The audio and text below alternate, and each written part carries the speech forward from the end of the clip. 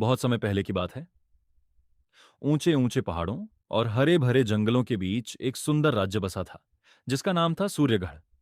इस राज्य पर शासन करते थे एक न्यायप्रिय और दयालु राजा, राजा वीरेंद्र सिंह।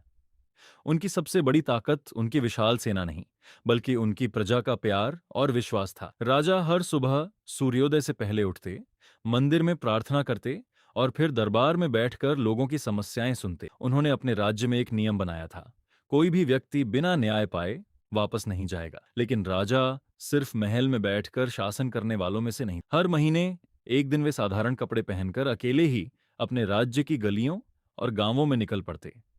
वे जानना चाहते थे कि उनके लोग वास्तव में कैसे जी रहे हैं। एक दिन राजा एक छोटे से गांव पहुंचे। वहां उन्होंने देखा कि खेत सूखे पड़े हैं, कुएं खाली हैं और किसानों के चेहरों पर मायूसी छाई हुई है। एक बूढ़े किसान ने आसमान की ओर देखते हुए कहा, हे भगवान, हमारी मेहनत कब रंग लाएगी? राजा उसके पास गए और पूछा, बाबा क्या परेशानी है? बूढ़े किसान ने जवाब दिया, बेटा पानी नहीं है, मेहनत है, हिम्मत है, लेकिन बिना पानी के खेत कैसे लहलाए? राजा का दिल भर आया। अगले ही दिन उन्होंने महल लौटकर मंत्रियों की सभा बुलाई। कुछ मंत्रियों ने कहा कि नहर बनाना बहुत महंगा होगा। राजा ने दृढ़ आवाज में कहा, खजाना जनता की सेवा के लिए होता है, सिर्फ महल सजाने के लिए नहीं। राजा के आदेश पर पहाड़ों से गांव तक एक विशाल नहर बनाने का काम शुरू हुआ। महीनों तक हजारों मजदूर दिन रात मेहनत करते रहे। फिर एक दिन वह पल आया जिसका सबको इंतजार था। नहर में पानी बहने लगा, सूखे खेतों में हरियाली लौट आई, किसानों के चेहरे खुशी से खिल उठे। पूरे राज्य में समृद्धि फैल गई। लेकिन खुशियों को किसी की नजर लग गई। पड़ोसी राज्य का लालची राजा सूर्यगढ़ की समृद्धि देखकर जल उठा।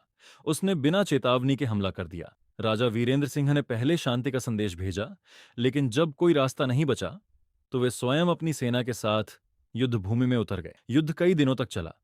आखिरकार सत्य और साहस की जीत हुई। दुश्मन की सेना हार गई। सबको लगा कि अब राजा बदला लेंगे, लेकिन राजा वीरेंद्र सिंह ने कहा, हार चुके इंसान से बदला नहीं, इंसानियत का व्यवहार करना चाहिए। यह सुनकर दुश्मन राजा की आंखों में आंसू आ गए। समय बीतता गया। राजा ने स्कूल बनवाए, अस्पताल बनवाए, नई सड़कें बनवाईं और हर गांव तक पानी पहुंचाया। उनका राज्य पूरे देश में खुशहाली और न्याय के लिए प्रसिद्ध हो गया। जब राजा बूढ़े हुए तो उन्होंने अपने बेटे को सिंहासन सौंपते हुए कहा, याद रखना, राजा की असली ताकत उसकी तलवार नहीं, उसकी प्रजा का विश्वास होता है। अगर जनता खुश है तो वही सबसे बड़ी जीत है। राजकुमार ने अपने पिता की सीख को हमेशा याद रखा और सूर्यगढ़ को पहले से भी अधिक समृद्ध बना दिया। और इसी कारण आज भी लोग राजा वीरेंद्र